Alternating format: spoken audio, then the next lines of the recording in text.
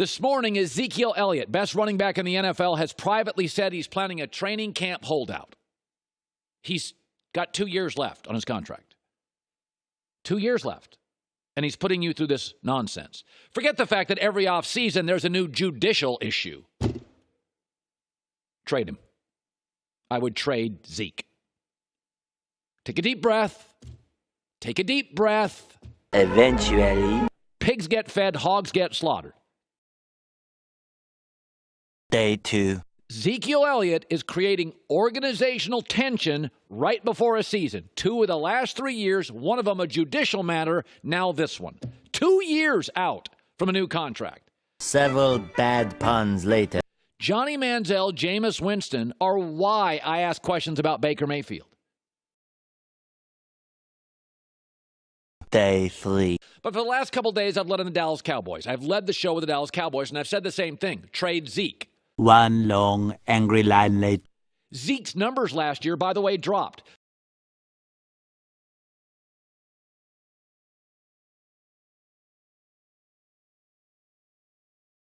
Several days later. Yet this morning, here's the latest on Ezekiel Elliott.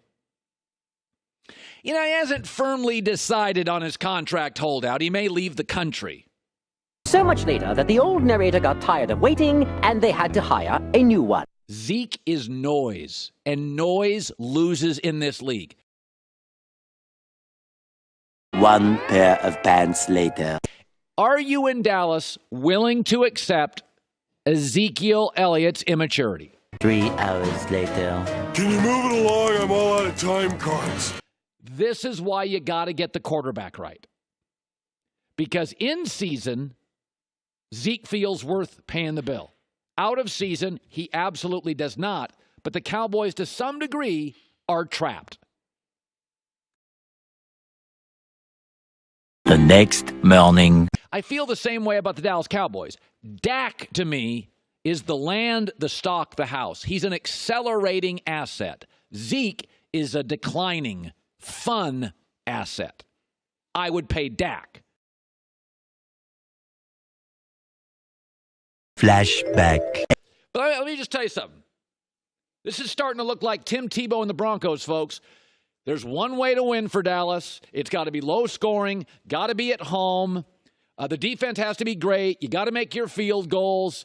This is starting to feel like the Tebow. This is starting to feel like the Tebow Broncos. And I'll tell you the similarities here. By the way, Dak doesn't throw downfield. Dak needs a great running game. Dak has no pocket awareness. Like Tebow, Dak leads the NFL in percentage of dropbacks that he's sacked. Tebow led that too. By the way, there's a fumble issue. Tebow had a major fumble issue. He led the NFL in fumbles for a quarterback. Dak leads the NFL in fumbles for a quarterback. That is not a small thing. He doesn't throw many picks because he doesn't throw the ball down the field. Either did Tebow. End of flashback. I want to talk about the Dallas Cowboys. I've been leading with them for a week because, as I've told you, I would trade Ezekiel Elliott for lots of draft picks. Many unbearable hours later. I get a sandwich before I go to an airport. So if my flight's delayed, I'm not paying $18 for a chicken sandwich. This is why I eat before I go to games. So I don't pay $27 for average nachos. Tone has changed. Zeke, by the way, is in Cabo. Jerry just said that, and the Cowboys just signed a running back.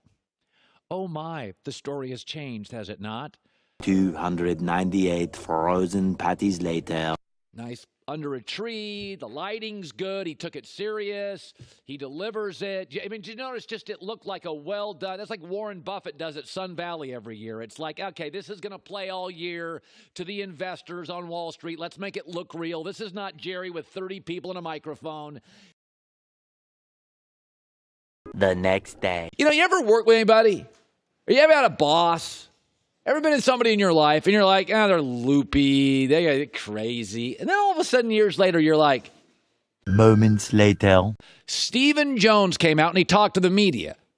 Jerry and Stephen have pushed it, moved the argument to Zeke is taking your money. More moments later. I got to be honest, that whole Texas twang thing makes everything sound a little softer. Somebody with a Texas twang could walk up to you and say, "You're fired, and we love you here, but you just couldn't get the job done, and we love you here in Dallas, but you're not getting the job done. I'm going to have to fire you, and I feel bad for your family and your children, but we're going to have to let you go." And by the end of it, you're like, "Yeah, you didn't do a good enough job. You deserve to be fired." Much, much, much later. Of course, Paw Patrol is the greatest show of all time. If you don't watch Nickelodeon, you don't understand the world is flat. It's complete rubbish.